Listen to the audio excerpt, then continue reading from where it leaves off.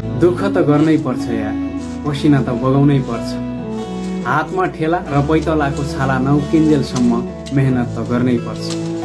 जिन्दगी जिउँदै गर्दा कठिनाइहरू आउँछन्। समय र परिस्थिति सँगसँगै बाध्यता र आवश्यकताहरू पनि आउँछन्। बेला बेलामा जिन्दगीले रुवाइरहन्छ, दुःख दिइरहन्छ। भनिन्छ नि, आँखाबाट आँसु नबगाएसम्म प्याज त काटिँदैन भने। यो त एउटा जिन्दगी हो। बेला बेलामा दुःख नपाएसम्म, कठिनाइ नझेलेसम्म, बाध्यता र आवश्यकताको सामना नगरेसम्म यति सजिलै जिन्दगी कसरी कट्न सक्छ?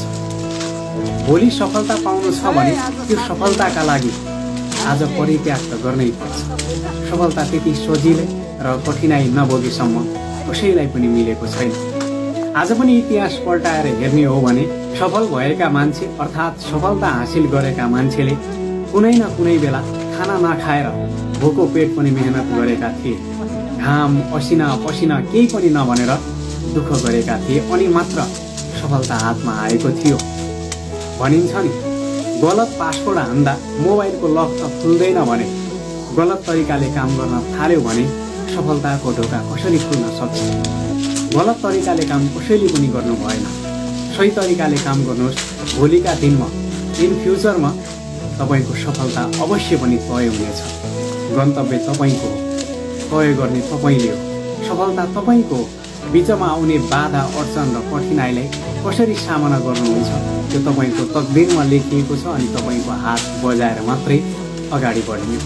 यस्तै मोटिभेसन भिडियोको लागि मलाई फलो गर्न नबिर्सिनु होला र डिमोटिभेट भएका साथीहरूलाई मोटिभेट गर्नका लागि मैले युट्युब च्यानल पनि खोलेको छु। बेला बेलामा भन्दै आएको छु, जे स्क्वायर इन्स्पायर प्रोफाइल पनि भिडियो लिङ्क पनि राखेको छु।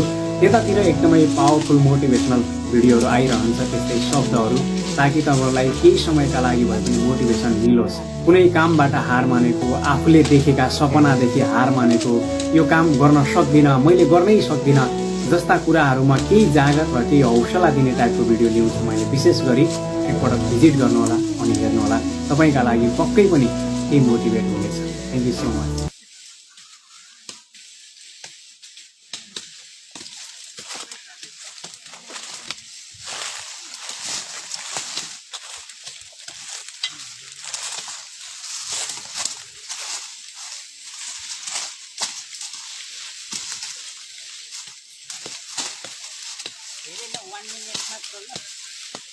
Okay.